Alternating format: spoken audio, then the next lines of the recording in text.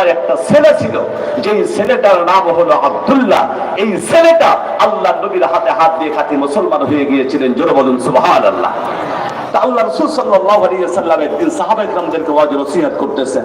তো হঠাৎ করে নবীজি দেখতে পাইলেন মজলিসের পাশ দিয়ে ওই যে ছেলেটা কিছুদিন পূর্বে ইসলাম ধর্ম গ্রহণ করেছে, ওই ছেলেটা কাঁদতে কাঁদতে চোখের পানি মুছতে মুছতে আল্লাহ রাসূল সাল্লাল্লাহু আলাইহি ওয়াসাল্লামের দিকে আসতেছেন। আল্লাহ নবী সাল্লাল্লাহু আলাইহি ওয়াসাল্লাম যখন এই দৃশ্য দেখতে পাইলেন, তখন আল্লাহ রাসূল ওখান থেকে ওই আব্দুল্লাহকে ডাক দিলেন, ছেলেটাকে ডাক দিলেন। আল্লাহ নবী বিশ্বনবী যখন এই দৃশ্য দেখতে পাইলেন, আব্দুল্লাহ চোখের পানি মুছতে মুছতে আল্লাহ নবীর দিকে আসতেছেন। আল্লাহ নবী ওখান থেকে ডাক দিলেন, এ আব্দুল্লাহ, তোমার কি হয়েছে? তোমার চোখে পানি কেন? কি জন্য তুমি কাঁদতেছো? আসো আসো, তুমি আসো আমার কাছে, তোমার মনের দুঃখ আর যন্ত্রণা করে আমার কাছে খুলে খুলে বলো। বন্ধুরে, আব্দুল্লাহ রাদিয়াল্লাহু তাআলা হাঁটতে হাঁটতে আল্লাহ নবীর কাছে চলে এসেছে। আল্লাহ নবী বিশ্বনবী সাল্লাল্লাহু আলাইহি ওয়াসাল্লামকে জড়িয়ে ধরে চিৎকার মেরে কাঁদতেছে আর বলতেছে, ইয়া রাসূলুল্লাহ, ইয়া হাবিবাল্লাহ, ওগো আল্লাহর নবী, আমার আব্বা আব্দুল্লাহ বিন উবাই দুনিয়া থেকে চলে গেছে। আর তো কোনোদিন আব্বা বলে ডাক দিতে পারবো না, আমি জন্মের মতো এতিম হয়ে গিয়েছি। আমার বন্ধুগণ, আল্লাহ নবী আব্দুল্লাহকে বারবার সান্ত্বনা দিচ্ছেন, আর আব্দুল্লাহ এবার বলতেছে, ইয়া রাসূলুল্লাহ, ইয়া হাবিবাল্লাহ, ওগো আল্লাহর নবী, আমার আব্বা আব্দুল্লাহ বিন উবাই দুনিয়া থেকে চলে গেছেন, এই জন্য কোনো অভিযোগ আপনার কাছে আমি করতে আসি নাই। আমার আব্বা দুনিয়া থেকে চলে গেছেন, এই জন্য কোনো অভিযোগ আপনার কাছে আমি করতে আসি নাই। আল্লাহর নবী বললেন, আব্দুল্লাহ, তাহলে তুমি কি জন্য এসেছো? বন্ধুরে, আব্দুল্লাহ বলতেছে, ওগো আল্লাহর নবী, আমি কি জন্য এসেছি জানেন? আমি এই জন্য এসেছি, ইয়া রাসূলুল্লাহ, ইয়া হাবিবাল্লাহ, আমার আব্বা দুনিয়া থেকে চলে গেছে, এই জন্য কোনো আপত্তি আমার নাই, কিন্তু আমি এই জন্য এসেছি, ইয়া রাসূলুল্লাহ, আমি জানি আমার আব্বা কি পরিমাণ অপরাধ করেছে। ওগো আল্লাহর নবী, আমি ভালো করে জানি আমার আব্বা কি পরিমাণ কষ্ট আপনাকে দিয়েছে, সাহাবায়ে কেরামদেরকে কি পরিমাণ কষ্ট দিয়েছে। আমার আব্বা সম্পর্কে আপনি বলেছেন, রইসুল মুনাফিকিন, মুনাফিকদের সরদার। ওগো আল্লাহর নবী, আমি ভালো করে জানি, আমি ভালো করে জানি আমার আব্বা যে অপরাধগুলি করেছে।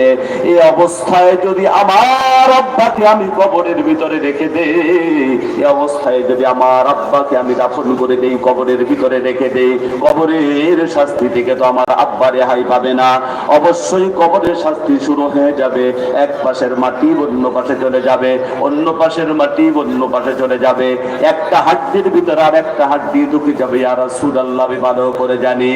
ওগো আল্লাহর নবী, আমার আব্বা যত বড়ই অপরাধী হোক না কেন, আমি তো তার সন্তান, তিনি তো আমার বাবা, আমি তো তার সন্তান, তিনি তো আমার পিতা। ইয়া রাসূলুল্লাহ, ইয়া হাবিবাল্লাহ, বলুন বলুন, সন্তান হয়ে জেনে বুঝে কি করে আমার আব্বাকে অবস্থায় আমি কবর দিতে পারি? আল্লাহর নবী বলতেছেন, আব্দুল্লাহ, তাহলে তুমি কি বলতে চাও? তোমার আব্বাকে কি তুমি তো কবর দিতে চাও না? তোমার আব্বাকে কি তুমি দাফন করতে চাও না? আব্দুল্লাহ বলতেছে, ওগো আল্লাহর নবী, না না না, আমি এ কথা বলতে চাই না। নবীজি বলেন, তাহলে তুমি কি বলতে চাও বলো। আব্দুল্লাহ বলতেছে, ওগো আল্লাহর নবী, আমি বড় আশা করে আপনার কাছে আমি এসেছি, কারণ আমি ভালো করে জানি আপনি হলেন রহমাতুল লিল আলামিন। আপনি শুধুমাত্র মুসলমানদের জন্য রহমত নন, আপনি একজন কাফেরের জন্য, একজন মুনাফিকের জন্য আপনি রহমত। ওগো আল্লাহর নবী, আমি বড় আশা করে আপনার কাছে এসেছি, তিনটা আবদার আপনার কাছে নিয়ে এসেছি। ইয়া রাসূলুল্লাহ, আমার বিশ্বাস, আমার বিশ্বাস, আপনি যদি আমার এই তিনটা আবদার পূরণ করে দেন, আপনি যদি এই তিনটা আবদার আমার পূরণ করে দেন, আমার বিশ্বাস অন্তত কবরের শাস্তি থেকে আমার আব্বা রেহাই পেয়ে যাবে। জোরে জোরে বলুন সুবহানাল্লাহ। বন্ধুগণ আমার, আল্লাহর নবী বললেন, হে আব্দুল্লাহ, তুমি এমন কি আবদার তুমি আমার কাছে করতে চাও, এমন কি আবদার তুমি আমার কাছে করতে চাও যে আবদার পূরণ করলে পরে তোমার আব্বা কবরের শাস্তি থেকে রেহাই পেয়ে যাবে? আব্দুল্লাহ বলতেছে, নবীজি, আমার এক নম্বর আবদার হলো, আমার এক নম্বর আবদার হলো, ওগো আল্লাহর নবী, আপনার গায়ের একটা জুব্বা দয়া করে মেহেরবানি করে আমার আব্বার